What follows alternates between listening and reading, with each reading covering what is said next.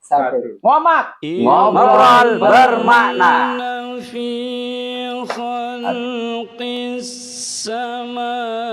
Kita lanjutkan berarti yang tadi itu Bapak.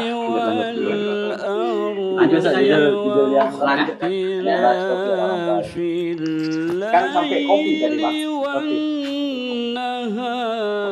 Tapi tidak apa-apa, tidak usah bahas langsung kopi, tidak apa-apa. Nah. Ini loh maksud saya, kopi gula itu kopi samula. Aku ambil yang terpanas Pak. Baik. Apa tadi belum kopi. Ya, ambil depanan aja.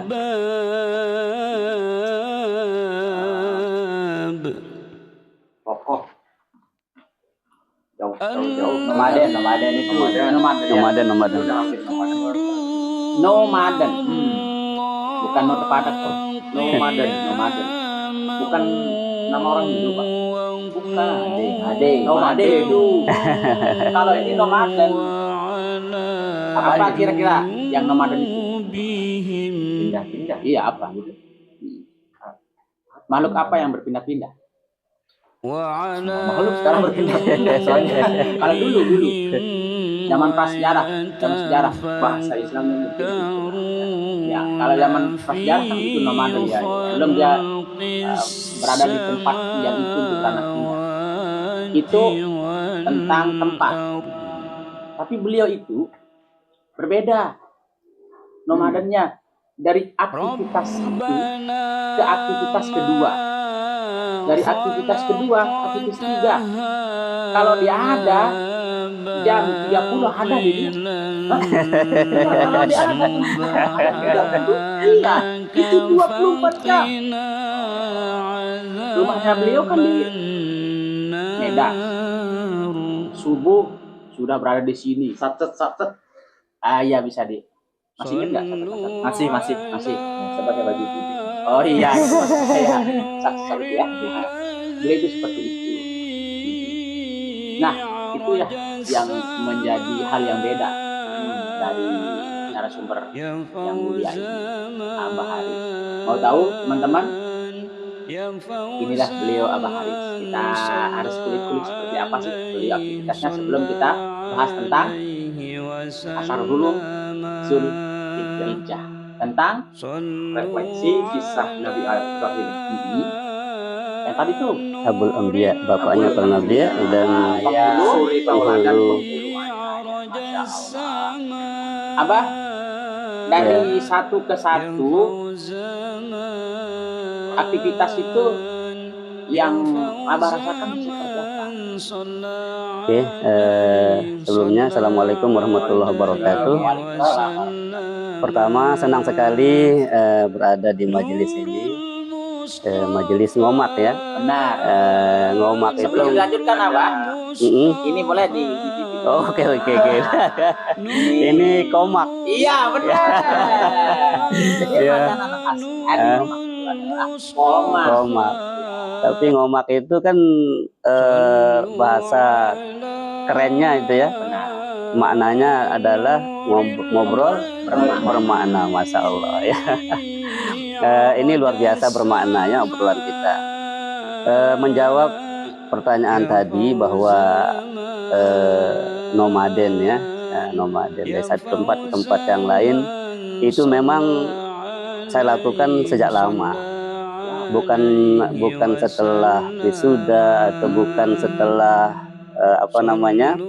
setelah berkeluarga, tetapi memang dari sekolah saja di beberapa tempat itu ya SD, kemudian ke madrasah, kemudian pindah lagi ke yayasan, ke Yatopa gitu ya. Jadi SD sekolah umum kan, kemudian dan itu kisahnya juga ya bisa dikatakan menyedihkan iya, tapi akhirnya menggembirakan gitu ya. Itu ya. Sekolahnya pertama sejak masuk SD itu ditolak oleh pihak sekolah kan, ditolak. Karena dulu kalau masuk sekolah itu harus kita ini, Harus bisa iya, ya. harus bisa.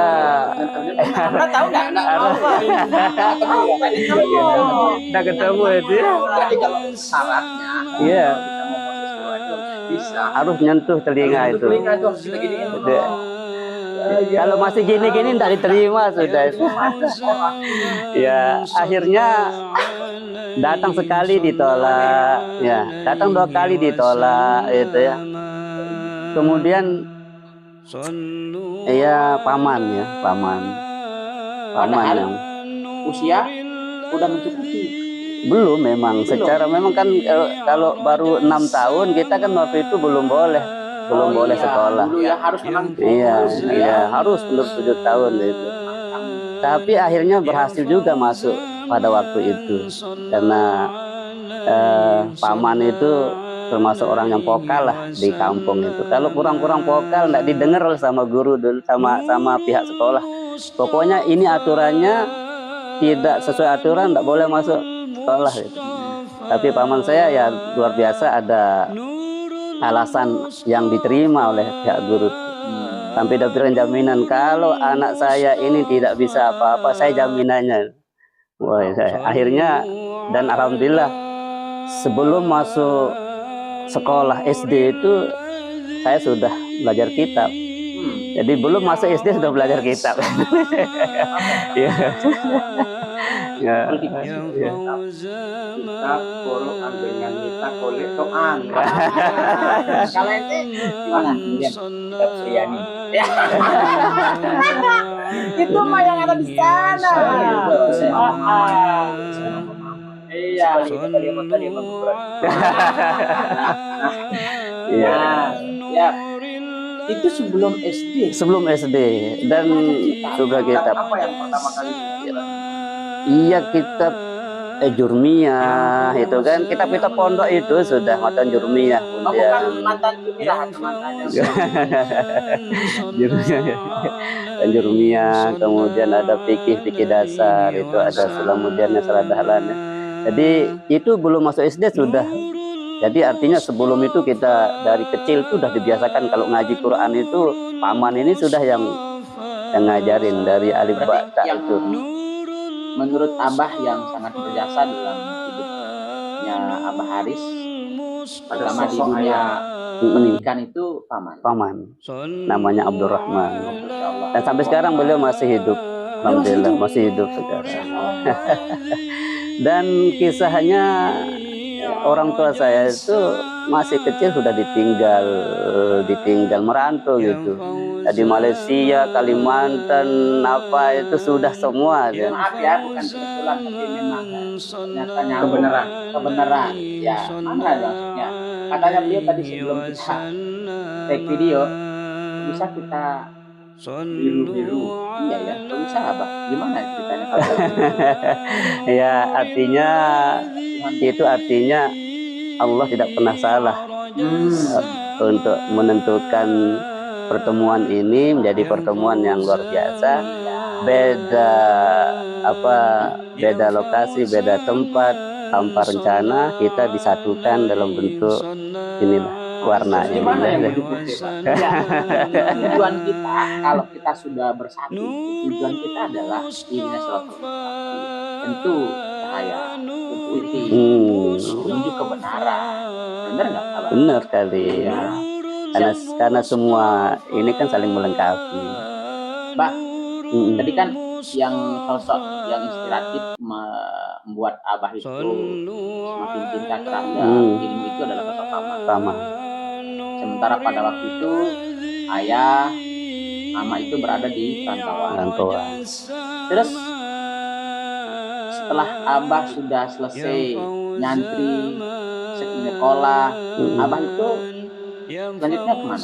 Iya, ceritanya tamat SD udah saya sudah berencana ke Malaysia karena ayah Abah yang kita tahu beliau itu sosok yang sangat sibuk banget, tidak ada hari tanpa dia bermakna. Usia pada saat itu dia SD. Sudah tamat SD. Tamat SD. Untuk mau merantau ke kemana? Malaysia. Ya karena orang tua ini sudah nggak tahu sih kita tamat SD, nggak tahu kita tamat SMP, nggak tahu tamat SMA. Pas tamat SMA itu dia baru pulang. Dan untuk sekolah MTS itu saja itu kisahnya juga luar biasa. Ya. Biar jadi contoh bagi generasi seterusnya. Iya. Gimana? Jadi tamat SD tidak mau sekolah, sudah tidak mau melanjutkan karena melihat ekonomi, melihat keadaan yang memang tidak mendukung, sudah lebih baik saya jemput orang tua ke Malaysia, itulah anunya kan. Nah, akhirnya paman ini untung ada paman, makanya Allah tidak pernah salah, ya akan mengantarkan hambanya menjadi orang yang memang berfungsi, berguna. Alhamdulillah itu. Allah tidak pernah salah mengantarkan hambanya menuju hal yang sangat baik kalau dia sudah memang mau dan pilihannya hamba tersebut. Inilah dua tangan yang berapa kita semua.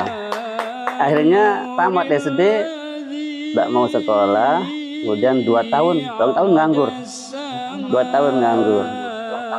Tamat SD. Karena untuk SMP tidak mungkin. Selain memang dia tidak di kampung itu, kita harus ke kampung lain, ya di kecamatan itu tempatnya SMP itu. Juga biaya juga gitu. Akhirnya lagi-lagi biaya. Akhirnya di kampung itu sendiri membangunlah madrasah. Dan itu tetap kalau ngaji tetap jalan. Kalau ngaji kita tetap jalan walaupun tidak sekolah SD 2 tahun itu. Jadi tetap jalan. Ngaji terus ngaji. Akhirnya Tuan Guru Mustahik almarhum kubur, kamu memang harus sekolah di madrasah Satya kami. Dia tidak pikiran biaya, jadi begitu kan. Akhirnya selesai, singkat cerita 2 tahun madrasah itu selesai dibangun. Orang sudah daftar, orang sudah masuk. Saya bentek keranjang, ngawis gitu ya.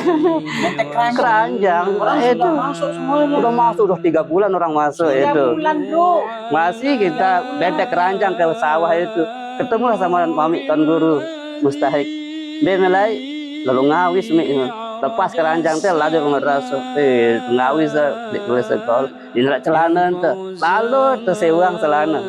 Disewakan celana, dan celana itu saya ingat warnanya warna biru. Ya Allah. Itu ingat saya, itu kan seragam SMP dulu itu, SMP. Dan itu dipinjamkan, disewakan di Tuan Guru.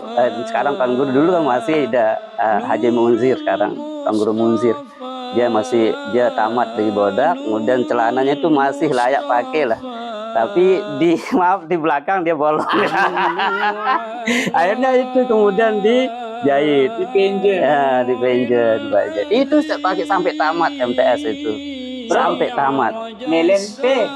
Ada masa nama Timur. Ya bedah nih. 10 tahun aja dulu. Dan ini kisah nyata. Akhirnya ya tamat MTS, singkat cerita 3 tahun di MTS. Dan alhamdulillah dari 31 siswa waktu itu satu-satunya melanjutkan ke pondok, ke Bodak, ke Topa. Dan masih ya satu-satunya dari 31 satu yang lanjut sendiri yang lanjutkan ke Aliyah itu, ke pondok, ke Bodak. Dari ke Bodak itu. Awis. Akhirnya di Awis yang lain-lain biar satu perempuan. Itu tahun berapa itu? Tahun 70 berapa? Ya pokoknya 80-an ya. 80-an. Saya baru lahir. Ya, iya berbayar itu, artinya belum ada program kayak sekarang kan, belum ada. Terus ke pondok apa? Ya ke pondok, tapi anehnya itu walaupun orang bayar, saya tidak pernah bayar. Sampai saya di Bodak itu pun alhamdulillah diperlakukan luar biasa. Kan ada istilah beasiswa gitu kan, ada istilah beasiswa itu. Itu kenapa, Abah? Kok bisa nggak bayar itu? Iya, karena satu memang ada potensi yang kita bawa ke sana ini. Nah, ini yang kita kulik. Ada potensi yang kita bawa. Karena dari rumah kan sudah belajar kitab. Iya. Akhirnya di Bodak itu dipakai di sana itu menjadi mudabir, menjadi orang yang langsung jadi. Dan mondoknya tidak seperti siswa atau santri yang umum. Kita ditempatkan di pondok guru, ustadz di situ di Bodak itu. Iya, itu Ada ustadz no, saya kitab wah deman lebih dulu kultivasi. Iya, itulah ceritanya gitu ya. Terus akhirnya di Bodak, di tamat MTS pun sudah nggak mau lanjut lagi karena ayah orang tua itu nggak pulang-pulang ini, nggak pulang-pulang. Berarti di Sumbawa, Kalimantan, Malaysia yang paling lama itu kan, sampai saya kelas 3 sampai tamat di Bodak itu. Tamat di Bodak dia belum pulang. Akhirnya di kelas 2 itu saya nulis surat, "Ama si dulu aku ganti si dari Malaysia," gitu ya. Wah, iya. Terus nggak usah bahas itu. Saya jadi apa ya? Nggak usah bahas. Saya sedikit terpikir tentang ayah, tentang kembali ke tema ya, tentang refleksi kisah Nabi Ibrahim. Bagaimana kan kalau kita berpikir tentang kisah Nabi Ibrahim ada empat objek yang terpikirkan. Yang pertama Ibrahim dengan Ismail, lalu pisau dan domba. Nah, ketika mendengar kisahnya Abah tadi, saya mengingat tentang Ismail itu sendiri, Pak. Iya, itu sendiri yang bagaimana menyerahkan lehernya kepada Nabi Ibrahim. Begitu pasrahnya kan, sehingga ada tulisan surat yang dia kirim ke sana. Bayangin dari masih kecil, bro, sampai dia kelas 3 dan aliyah, dan beliau di situ berada dengan para ustadz mudabir yang dari segi usia belum pada saat itu. Iya, belum. Tapi dia pada situ dan dia tidak bayar, sementara yang tidak ada bayar. Dan tugas saya waktu itu mengantarkan guru-guru makanan. Akhirnya orang tua tidak perlu nganter beras, tak perlu nganter karena ditanggung oleh yayasan kan, oleh pondok gitu ya. Dan itu memang posisi yang selalu saya cari dimanapun saya sekolah, saya harus gratis, saya harus mendapatkan manfaat dari sudah tempat. Sudah diazamkan. Mendapatkan manfaat dan bermanfaat. Iya, bermanfaat. Termasuk ke Mataram ini, nanti ceritanya ke Mataram ini juga begitu. Akhirnya gitu ya. Nah, tamat dari Bodak itu pulang, bawa beasiswa Super Semar waktu itu. Bawa saya 3 juta. 3 juta dulu kan banyak itu. 10 Super Semar itu perintah 11 Maret. Iya, dapat beasiswa itu dulu. Oh, ada beasiswanya? Iya, beasiswa Super Semar. Melanjutkan jadi Super Semar. Ya, dapat beasiswa Super Semar bawa pulang. Nah, itu sudah saya azamkan. Ini saya pakai medikal untuk saya ke Malaysia. Belum hilang itu kata ingin ke Malaysia itu karena ayah belum pulang. Sudah punya prestasi. Iya. Nantinya di sekolah. Sekolah itu tidak terpikir. Teman-teman sama para ustadz dan guru ingin ke Malaysia. Buat apa itu? Iya, karena ya keadaan ekonomi yang memang yang perlu harus diperjuangkan waktu itu. Ya, yang kedua memang untuk sekolah itu tidak cukup biaya itu kan. Memang untuk sekolah ke tingkat tinggi atau ke STAIN itu waktu itu perkuliahan itu tidak terjangkau sudah. Gitu. Selain dari itu, memang pokok Malaysia, pokok iya. Dan rindu ayah itu kan. Ya walaupun ayah masih hidup, masih sehat, masih waktu itu kan, tapi tidak pernah ketemu ayah sampai tamat sekolah. Bayangkan MTS. Dari umur berapa, Pak? Dari SD kelas 3 kalau tidak salah itu, kelas 3 SD. Gimana, Dor? Ya. Cuman ada saya kepikiran banyak wajah di muka saya nih yang juga punya cerita yang sama. Bilang kalau itu begitu. Karena saya dulu lahir di Malaysia. Saya lahir di perantauan. Masya Allah. Sebenarnya lahir di perantauan. Jadi saya nggak ditinggalkan. Jadi saya bareng kan. Itu dengan kondisi. Dan saya sempat terbayar keinginan ke Malaysia itu waktu umroh pertama. Umroh pertama itu transit Malaysia. Jadi akhirnya saya dapat menginjakan tanah Malaysia. Walaupun tidak seperti niat awal dulu bekerja di sana, tapi transit untuk ke Mekah itu kan, ibadah. Tidak pernah salah. Tidak pernah salah. Akhirnya kita cerita pulang bawa uang, terus menghadap ke paman. Paman selalu jadi tempat bertanya pertama lah. Paman ini adik daripada ibu kan. Kalau ibu memang dia buta huruf, tapi sodorkan dia Quran, sodorkan dia kitab yang tidak berbaris, dia bisa baca. Itu anehnya beliau itu. Quran berbaris. Iya, kitab perukunan itu.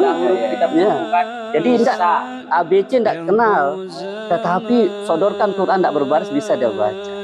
Beliau itu anunya. Dan sering saya tes gitu ya, tes maksudnya siapa yang lebih lama tahan begadang baca Quran daripada kita. Beliau itu sampai sahur aja itu tidak pernah. Masya Allah itu. Dan itu barangkali juga betah dia begadang. Tapi nggak baca Quran. Pasti itu. Ya. Bawa uang pulang. Akhirnya paman, ini uang saya pakai medical ke Malaysia. Lah marah bener. Malah tidak mau dia. Tidak boleh. Ndek minta anggo jam Malaysia harus kuliah. Ndek kembali kuliah. Waktu itu agak kan. Pokoknya kembali ke Malaysia doang. Ndek kembali sekolah kuliah. Akhirnya dia yang daftarkan saya ke YN ini. Saya tidak tahu saya daftarkan pilih apa, tidak tahu jurusan apa. Pokoknya sudah tumben waktu itu saya berdoa jangan saya lulus ya Allah biar saya tidak jadi kuliah tuh. Iya waktu itu jujur bener. Akhirnya Senin kemudian saya ikut tes saja dan tesnya itu enggak dan ikut kata paman gitu ya, penting paman tidak kecewa. Saya memang demi ya itu aja. Terus orang naik pengumuman waktu itu amplop pakainya kan, pakai amplop. Saya tidak buka, pokoknya langsung pulang ke Lombok Tengah, kasih Malaysia aja, kasih paman gitu ya, kasih paman. Lulus ini, ya Allah maka aku lulus. Lulusan tarbiyah. Orang tidak senang sama kelulusan. Siapa itu? Kiai.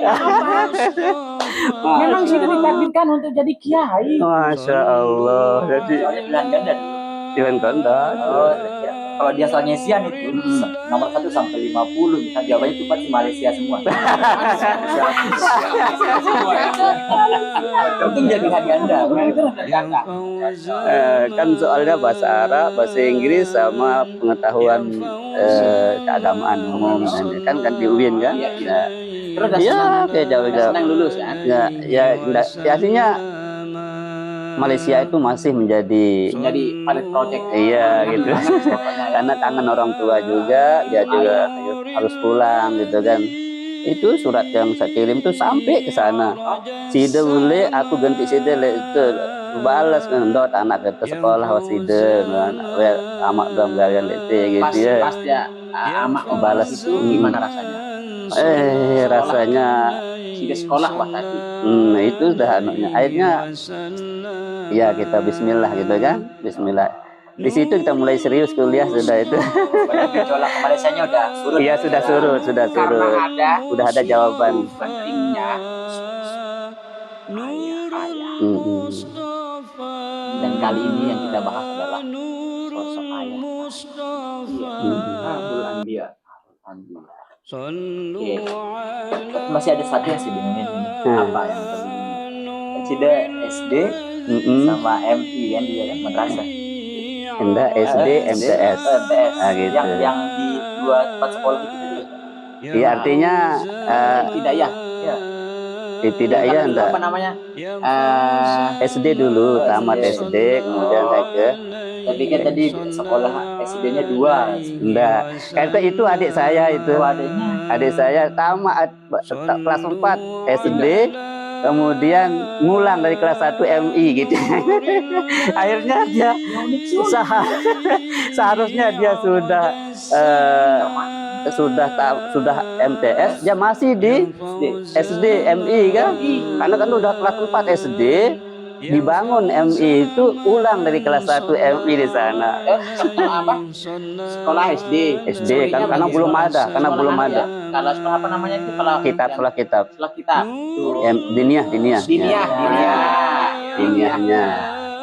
Makanya sering sekali dihukum di sekolah itu telat upacara. Kenapa? Karena kita kalau belum ngapal syair, kalau belum ngapal i'rab itu belum boleh pulang dari pengajian. Akhirnya orang sudah ngerek bener, kita baru datang ke sekolah. Kenapa terlambat? Baru selesai ngaji. Itu aja alasan kita. Ada satu hal yang luar biasa dari Abah Haris, dan itu disaksikan oleh banyak orang di satu tempat yang sangat luar biasa, rumah Allah, dan disaksikan oleh banyak orang, dan di situ dia merasakan betapa indahnya bulan puasa ini.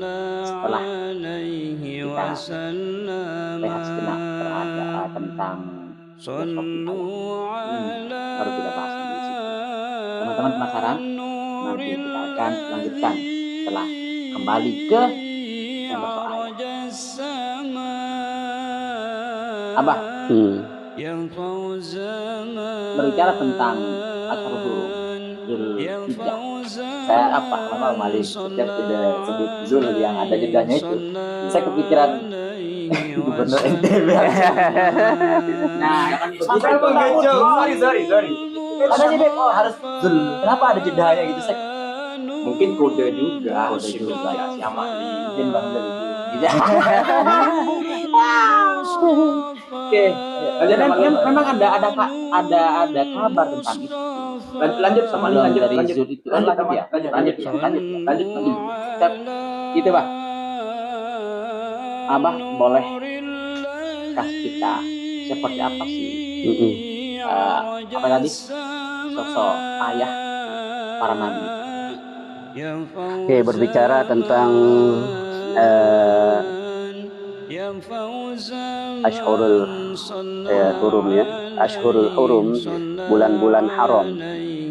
Ya, Ashhurul Hurum ya, yang jelas, yang benar itu Ashhurul Hurum. Ashhur itu jamak daripada syahrun ya. Kalau syahrun itu 1 bulan, syahroni 2 bulan. Kalau ashhur berarti 3 atau seterusnya. Ada DPR syahroni ya? Saya diam aja dulu deh ya. Jadi Ashhurul Hurum itu ada 4 kan, 3 yang berturut-turut, 1 yang terpisah. Yang berturut ini ya kita sedang berada di dalamnya, Dzulqa'dah, Dzulhijjah sama Muharram nanti. Nah 3 bulan ini kalau bisa kita perbaiki diri, kita tingkatkan ketaatan kita, karena pahalanya di bulan-bulan ini sangat dilipat gandakan. Kemudian 1 yang terpisah itu bulan Rajab, ya, bulan Rajab. Dan itu sudah kita lalui bersama, di mana disitulah tonggak sejarah diwajibkannya sholat 5 waktu ya, oleh Allah SWT kepada baginda Rasulullah Sallallahu Alaihi Wasallam. Dan sekarang ini kita sedang berada di bulan yang haram, Dzulqa'dah, menuju bulan Dzulhijjah. Di bulan Dzulhijjah ini Allah Subhanahu wa Ta'ala ya mengajarkan hamba-hambanya, mengajarkan kita bagaimana menjadi sosok ayah, sosok istri, sosok anak yang taqarrub kepada Allah yang luar biasa. Pertama dari Ibrahim. Ibrahim ini disebut sebagai Abul Anbiya dan penghulu para ayah ya. Mengapa disebut Abul Anbiya, bapaknya para nabi? Karena dari sulbi beliau, zuriat beliau itu banyak sekali nabi yang lahir ya. Termasuklah nabi kita Muhammad sallallahu alaihi wasallam itu dari Ismail ya. Dan dari nabi-nabi di Bani Israel itu juga dari anak-anaknya daripada Ibrahim alaihissalam. Ya. Nah, jadi kenapa disebut Abul Anbiya, bapak yang paling karena banyak anak-anak Ibrahim ini jadi nabi. Kemudian kenapa disebut penghulu para ayah?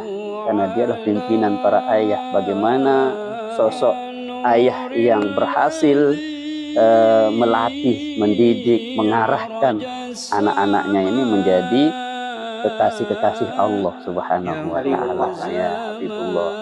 Ya, sehingga Ibrahim disebut sebagai Khalilullah, kekasih Allah itu ya karena dia mampu mengarahkan zuriatnya ini menjadi orang-orang cinta Allah. Jadi kalau kita mengarahkan keluarga, sahabat, tetangga, masyarakat untuk cinta Allah, maka layaklah disematkan kepada orang-orang tersebut Khalil, kekasih Allah. Ya. Kita juga dapat. Insya Allah dapat. Tidak dapat. Tidak hanya dapat semuanya. Ya. Yes. Nggak dapat. Saya sih sama Olil, Pak. Sama Olil, Pak. Iya. Ya.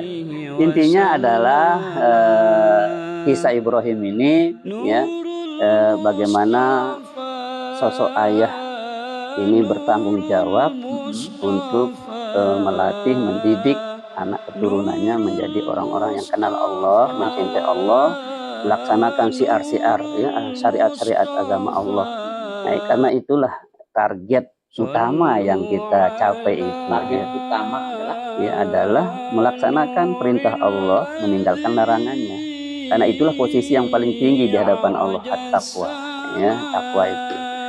Nah, kemudian Ibrahim, Ismail, Siti Hajar ini kan sebagai apa kita katakan sampel, contoh, ya, contoh bagaimana menjadi ayah, bagaimana menjadi istri, bagaimana menjadi anak. Ya, jadi ketika Ibrahim, nah ini ada kaitannya dengan nomaden ini nanti, ya. Kaitannya dengan nomaden ini, ya. Ya, ketika Ibrahim mempersunting Siti Hajar, gitu ya, Siti Hajar, kemudian Allah perintahkan, silahkan kamu pindah ke tempat yang disebut sebagai tempat yang tandus, yang tidak ada kehidupan, tidak ada air, tidak ada kehidupan apa-apa di situ. Itu untuk menguji keimanan Ibrahim alaihissalam. Mau enggak dia dengan kondisi tempat yang tidak ada kehidupan, tidak ada masa depan di situ, tapi karena sami'na wa ata'na kepada Allah, nah karena taatnya itulah akhirnya tempat yang dia tuju, tempat yang tidak ada apa-apa itu menjadi ada apa-apanya, gitu kan. Dan itulah hebatnya seorang istri. Coba kalau istri zaman sekarang gitu ya, dibawa ke tempat yang tidak ada kehidupan. Ada yang gelisah.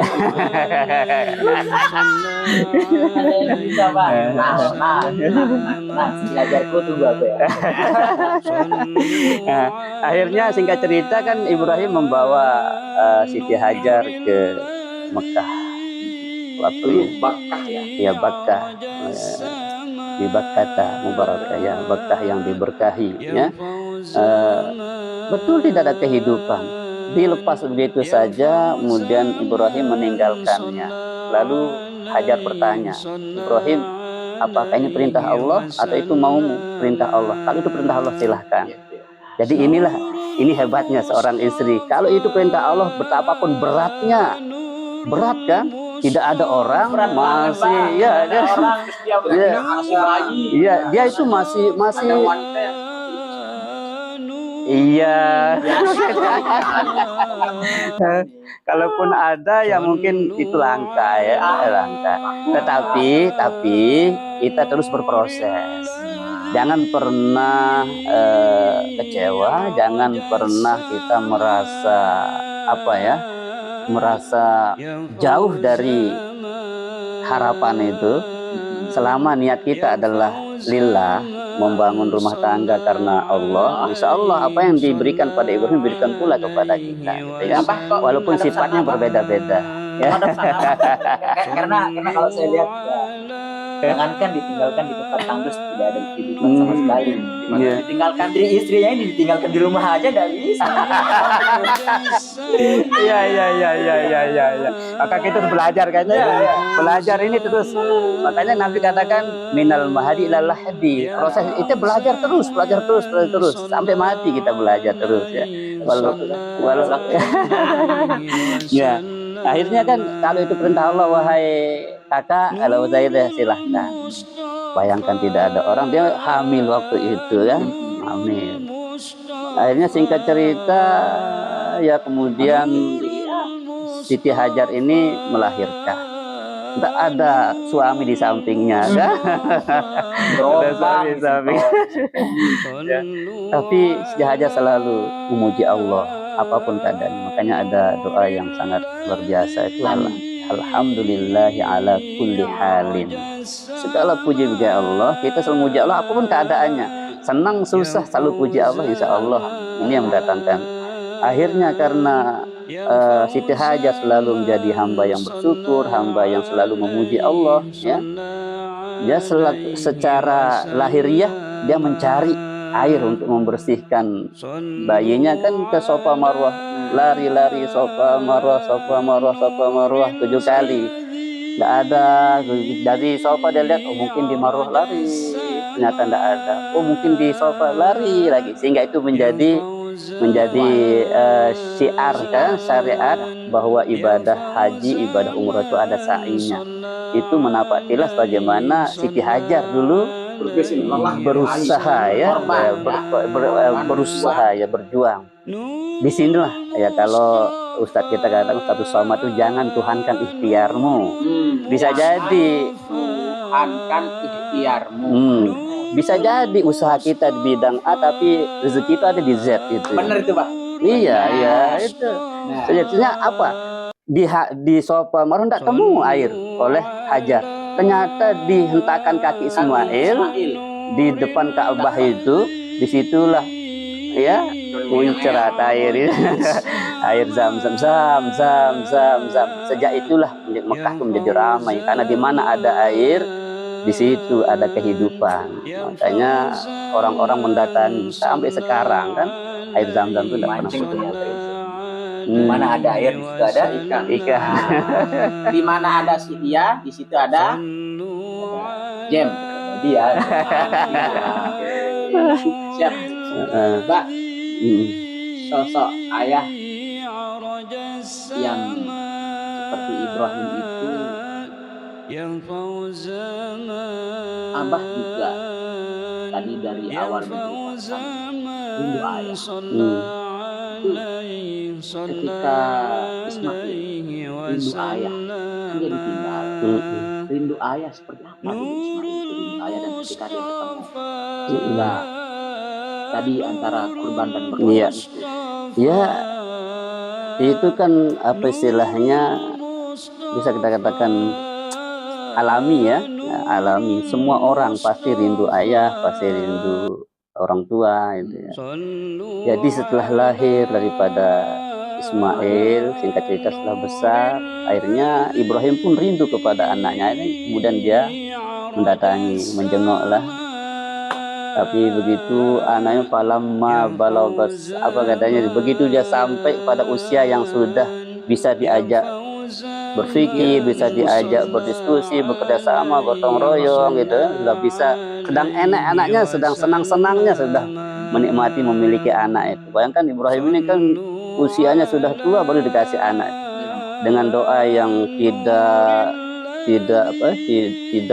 singkat, doanya sangat panjang waktunya, maksudnya kita Ibrahim memiliki Ismail usia berapa? Iya sudah usia tua, sudah kalau bahasa kita sudah lansia gitu ya. Tapi tidak ada yang kata tidak mungkin kalau iya, kalau Allah berkehendak ya.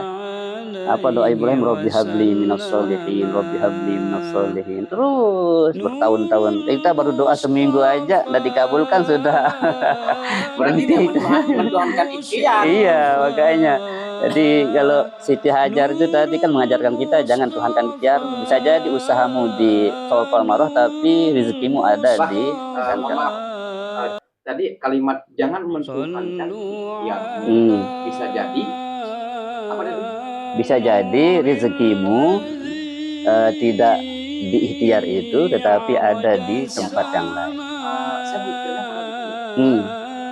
Kira-kira apa terkesan akan apa memberikan kita untuk putus asa? Enggak juga, enggak juga. Jadi kita Biar mm-mm. apa itu tidak terkesan tentang bahwa ayo dong putus asa. Bukan. Karena yang putus asa itu, karena yang tidak putus asa itu kan setan yang tidak tahu nih. Tidak pernah putus asa kan untuk menggoda manusia. Apapun kita putus asa gitu. Enggak. Maksudnya begini, jadi usaha itu tetap wajib, tapi jangan sampai kita menuhankan ikhtiar. Maksudnya jangan sampai kita mengatakan bahwa usaha saya ini harus saya dapat dari sini. Jadi bisa jadi kita usahanya A, tapi dapatnya dari Allah akan memberikan rezeki lewat sana. Iya, berarti itu. di satu tempat ikhtiar tersebut kita diuji kesabarannya. Contoh, Abah, dia seperti sekarang ini dengan aktivitasnya yang lain, tetapi dia mendapatkan rezeki lewat yang lain. Abah ngajar di mana, Bang? SMA 6. SMA 6. Abah memiliki banyak apa? Rezeki yang alhamdulillah pada saat sekarang ini alhamdulillah bukan hanya berada di tempat ngajar utama, melainkan dia mendapatkan, bukan berarti putus asa di tempat mengajar. Bukan. Tetap itu kita wajib laksanakan. Mendapatkan hal-hal yang di luar atau dia apa namanya pekerjaan utama itu mendapatkan rezeki yang banyak di tempat yang lain. Nah, berkaitan dengan rindu ayah tadi, ini kan momennya Zulqa'dah, Zulhijjah yang sebentar lagi kita akan laksanakan, itu berkorban. Nah, apa kira-kira nilai pesan dari seorang ayah, ibu dan sosok anak yang di situ yang bisa diberikan kepada semua? Jadi ya sekembalinya Ibrahim dari Palestina ke Mekah itu, dan Ismail sudah menginjak dewasa, bukan justru Ibrahim itu kemudian dapat melampiaskan kasih sayangnya dengan bebas begitu saja. Allah uji lagi, wahai Ibrahim, sembelih anakmu, sembelih, gitu kan? Nah, ini artinya Allah mengajarkan kita jangan cintai dunia ini, jangan cintai prestasi, jangan cintai, karena itu kamu akan tinggalkan pasti itu. Karena suka nggak suka, rela nggak rela, kita pasti tinggalkan. Sementara kita tahu Ibrahim itu kan lama hijrah kan? Kan yang pertama istrinya Sarah. Yang kedua adalah Hajar. Di situ dia dapat. Di situ Sarah kan lama. Sehingga di situ Hajar dia baru dapatkan itu. Anak adalah si buah hati belahan jiwa. Amanah titipan dari Sang Ilahi. Tapi ketika dia baru ketemu sedikit, baru lagi senang-senang dialog, berdiskusi, di situ diminta sama Tuhan untuk disembelih. Ya. Nilai apa? Berkurban kan? Itu pun ujiannya sangat besar. Jadi begitu Ibrahim dapat mimpi diperintahkan menyembelih anaknya, Ibrahim tidak langsung melakukan eksekusi, tapi dia katakan panzur maza tara, wahai anakku, aku mimpi diperintahkan Allah untuk menyembelihmu, gimana pendapatmu? Ini artinya bahwa adab kita sebagai ayah, ayah itu diskusi, dialog, ajak dia, bagaimana pendapatmu? Kenapa ayah di luar sana mungkin ya ada yang tidak melibatkan anak untuknya terhadap suatu keputusan bersama. Iya. Akhirnya karena Ismail juga anak yang soleh, anak yang tunduk dan patuh pada perintah Tuhan. Kalau itu perintah Allah, ayah, lakukan. Insya Allah engkau akan temukan saya sebagai orang yang sabar. Jadi inilah kemudian diuji, semuanya diuji. Siti Hajar diuji, Ibrahim diuji, Ismail diuji. Karena disitulah kemudian iblis datang. Ibrahim, bukankah engkau lama menanti hadir seorang anak dalam keluargamu? Kenapa sekarang kamu sembelih? Kamu iblis pergi, bismillah aku lempar, sehingga adalah melontar jumroh, ada itu batul ula usul akobah. Datang tak mempan Ibrahim, datang lagi ke Siti Hajar. Siti Hajar, Hajar tahu ndak anakmu mau disembelih oleh ayahnya itu, kamu iblis pergi. Semuanya ya tidak mempan, termasuk Ismail. Kalau itu perintah Allah saya siap. Dan begitu proses penyembelihan pun terjadi sesuatu yang aneh gitu ya. Begitu dia letakkan pisau di lehernya, ternyata jangankan tergores, jangankan keluar darah, tergores pun tidak.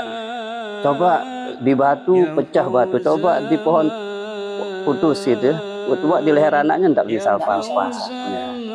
Jadi ini Allah sekadar menguji saja, menguji saja. Ya begitu sudah dicoba berkali-kali, datanglah hujan domba. Allah kirimkan oleh malaikat domba, inilah sebagai ganti daripada Ismail alaihissalam. Jadi Ismail itu adalah dunia, simbol daripada dunia yang kita cintai, jabatan, kedudukan, apapun itu, jangan itu mengakar, tapi dia ini menjadi ujian untuk kita tidak melupakan sang pemberi, yaitu Allah Subhanahu wa Ta'ala. Sehingga kurban itu diartikan sebagai qarraba ya, yuqarribu kurbanan, mendekat kepada Allah, jauhkan dunia, jauhi dunia ini.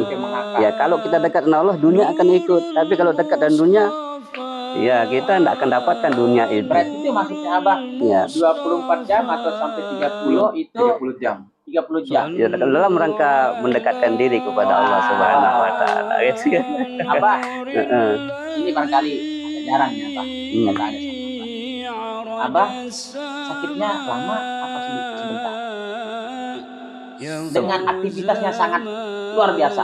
Pernah sakit nggak? Gitu ya. Alhamdulillah ya. Jadi saya sangat yakin ketika kita utamakan, kalau kita utamakan apa maunya Allah, maaf ini tanda kutip, apa maunya Allah, insya Allah kita akan didukung oleh Allah sendiri, bahwa sakit yang akan menghalangi kita untuk itu akan dijauhkan oleh Allah SWT. Karena kita tahu Abah ini loh, secara kesehatan, Abah bangun tengah malam, qiyamul lail, nanti subuh langsung sudah ngimamin, terus ceramah, Aktivitas sekolah ngajar. aktivitas sekolah, selesai itu lagi dia majelis talim, ngajar ngaji, lagi nanti nggak selesai. Alhamdulillah ya. Jadi disitulah apa ya, kebanggaan tersendiri ya, bahwa Tujuan hidupnya apa? ya tujuan kita ridho Allah ya, ridho Allah, karena ridho Allah Subhanahu wa Ta'ala. Dan prinsipnya adalah faidza faragta fansab, selesai satu urusan segera lakukan urusan yang lain. Maksudnya ya, jadi kita tidak boleh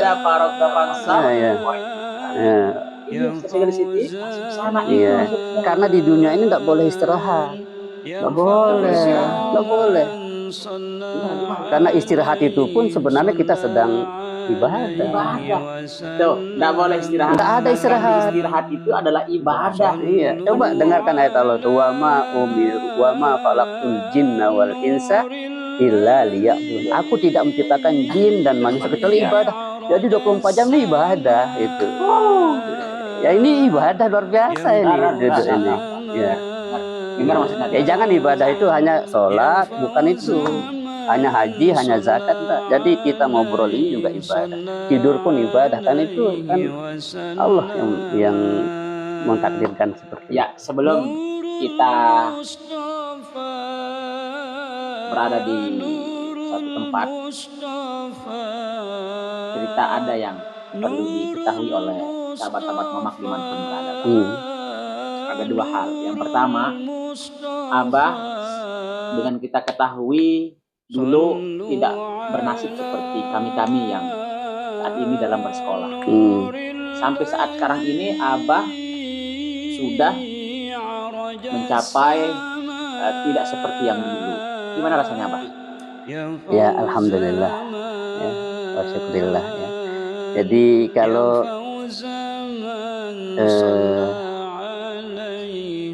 prinsip saya. Jadi keberhasilan yang sudah diraih itu adalah apa ya? Kalau bahasa saya itu adalah garis awal, bukan finish.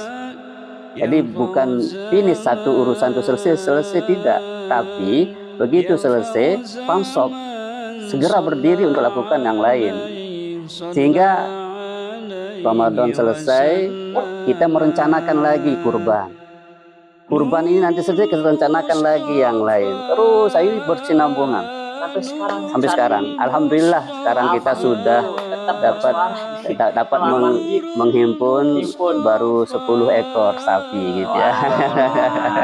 Dan beliau ini sama-sama Muhammad adalah ketua Yayasan Darut Tahfiz. Beliau guru PAI di SMA 6. Ya Bah, benar? Benar.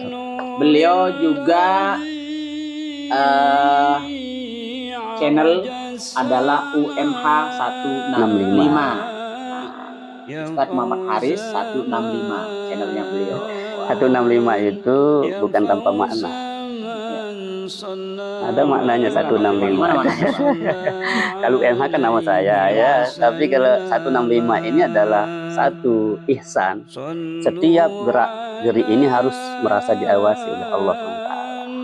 Yang kedua, 6 itu 6 rukun iman. Kita percaya pada Allah, malaikat, Rasul, kitab, hari kiamat dan seterusnya. Kemudian 5 ini Islam, syahadat, sholat, puasa, zakat, haji. Ya. Jadi inilah 165 ini tidak pernah saya lupa. 165. Siap, Bah. Yang terakhir nih, Bah. Abah itu pernah bercerita kepada saya, dan saat ini kita harus buka untuk sahabat-sahabat memaklumkan ibadah, mudah-mudahan itu menjadi siar bagi kita. Amin. Waktu Abah berada di satu tempat, yaitu rumah Allah pada bulan Ramadan, itu Abah mengatakan jangan-jangan ini adalah Lailatul Qadar. Itu seperti apa tuh, Bah? Coba diceritakan sedikit saja. Tahun 1437 Hijriah. 20 sekarang tahun 1447 ya. Jadi waktu itu periode kedua TGB ya.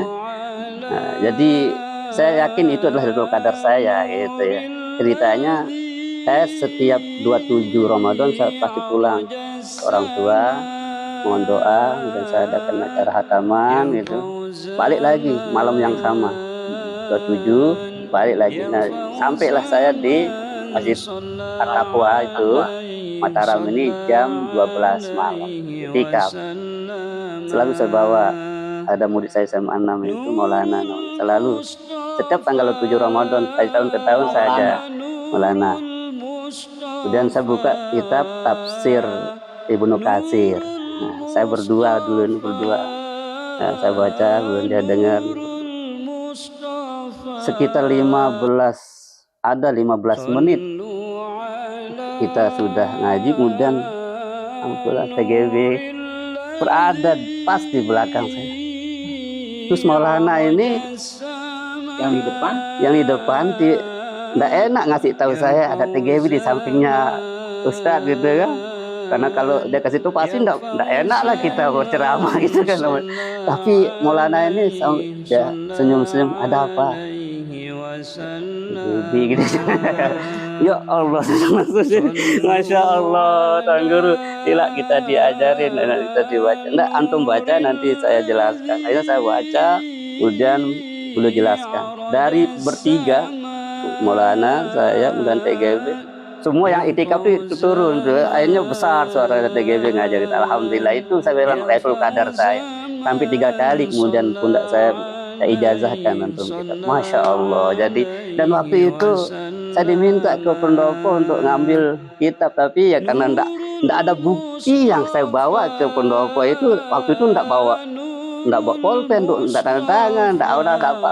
Ya sudah, yang penting ilmunya, yang penting ijazahnya sudah saya dapatkan.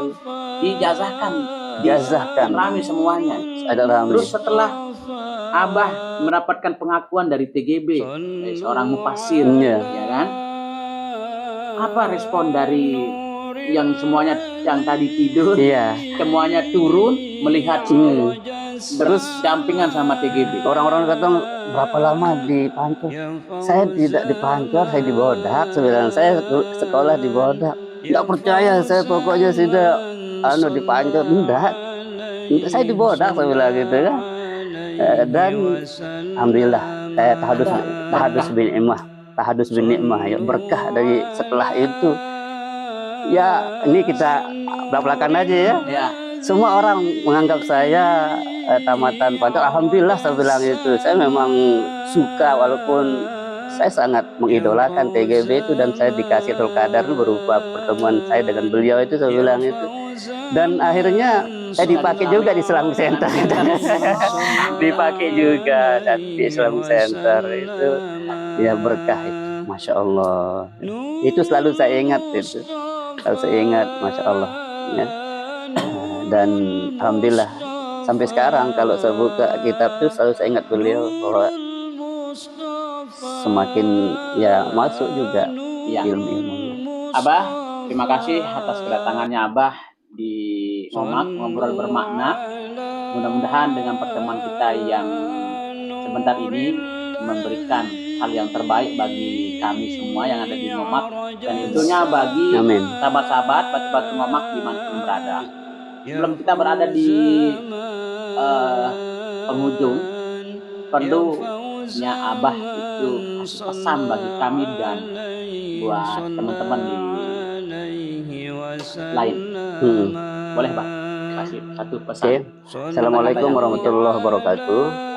Jadi muzakarah pertemuan di majelis Ngomak pada malam ini ingin saya sampaikan bahwa melalui momen Zulhijjah, ya, 10 Zulhijjah itu Rasulullah SAW pernah bersabda, tidak ada amalan yang paling disukai Allah pada hari nahar selain mengalirkan darah hewan kurban atau berkurban. Karena jelas perintah Allah, inna a'tainakal kautsar fasholli li rabbika wanhar inna syani'aka huwal abtar. Aku telah berikan kalian nikmat yang sangat banyak, maka sholatlah karena Tuhanmu dan berkurbanlah. Nah, maka mudah-mudahan di momen Zulhijjah yang akan datang ini kita semua dapat andil, walaupun tidak bisa berkurban secara individu atau berkelompok, tapi doa-doa kita tetap mengalir untuk kaum muslimin sedunia untuk bisa melaksanakan syiar Islam berupa ibadah kurban pada tahun 1440 Hijriah ini. Dan barokah daripada pelaksanaan kurban itu adalah bagaimana kita mencontoh sosok ayah yang beriman, yaitu Ibrahim. Ketika kita di posisi ayah saat ini, maka kita belajar terus, berdoa terus menjadi ayah yang dapat dipanut, diikuti oleh istri dan keluarga kita. Ketika kita di posisi istri atau ibu-ibu, maka belajarlah menjadi Siti Hajar yang menerima apapun ketetapan Allah yang ditetapkan kepadanya, dan bersabar menghadapi ujian-ujian yang Allah berikan, karena ujian itu sesungguhnya akan menghadirkan keberkahan dalam hidup. Buktinya bahwa ikhtiar Siti Hajar ya sekian tahun yang silam itu masih didapatilah sehingga detik ini, yaitu sa'i di Safa dan Marwah, itu karena keuletan dan kesabaran daripada Hajar berikhtiar mencari air saat itu. Dan kemudian Allah berkahi apa yang dilakukan Siti Hajar itu dengan mengabadikan Safa dan Marwah sebagai tempat sa'i. Kemudian ketika kita menjadi posisi anak, jadilah anak yang sami'na wa ata'na, selalu mendengarkan dan selalu taat terhadap perintah-perintah Allah Subhanahu wa taala yang dititipkan oleh ayah kita, ibu kita. Makanya ridallah ridal walidaini, ridhonya Allah ada pada ridhonya kedua orang tua. Artinya ketika kita membuat orang tua kita ridho, Allah pun akan meridhoi kita. Demikian yang dapat saya sampaikan. Jika ada yang benar datang dari Allah, jika ada yang salah, hilaf, mohon ampun. Dan subhanakallahumma bihamdika, asyhadu an la ilaha illa anta, astaghfiruka wa atubu ilaik. Assalamualaikum warahmatullahi wabarakatuh. Waalaikumsalam warahmatullahi wabarakatuh. Iya, sahabat-sahabat ngomak, batu-batu ngomak yang berada, ada mau disampaikan? Ya, ya, silakan, Pak. Jangan lupa ingat UMH 165 dan Darut Tahfiz ya. Nanti bisa di follow, di subscribe akunnya Abah ya. Silakan Elfat. Dari kisah refleksi Nabi Ibrahim itu dia bisa mengambil sebuah ibarat ya, ibarat tentang cinta itu tidak memerlukan pelukan erat, tapi jari jemari untuk memperpanjang masa depan kita. Gimana Cem? Kalau saya sih, Kalau dia jari jemari, kalau sampean saya juga jari jemari juga ini ya. oh gitu. Belakangan kan kita tahu lah kondisi di tempat kita di Indonesia ini. Yang menjadi prioritas utama bukan lagi perintah Tuhan. Oknum ya, beberapa oknum. Beberapa oknum. Mungkin yang jadi prioritas utama di sana ada perintah atasan, bos, itu yang padahal tidak semua perintah bos dan atasan itu sejalan dengan perintah Tuhan. Jadi balik lagi ke situ, kembali ke situ, kembali ke akarnya. Perintah siapa yang kita prioritaskan harusnya, dan kisah Ibrahim ini kembali menegaskan bahwa perintah Tuhan itu adalah yang utama. Gitu. Perintah Tuhan tidak pernah salah. Sebab kesalahan itu adalah kita sebagai hamba Tuhan yang melampauinya. Cukup sekian dan terima kasih. Sampai jumpa. Guna Sampura Gus Sampura. Mohon pamit undur diri. Assalamualaikum warahmatullahi wabarakatuh. Waalaikumsalam. Ngobrol bermakna. Terima kasih Abah. Ya. Terima kasih Pak. Ya. Silakan foto dulu. Foto dulu. Tambah.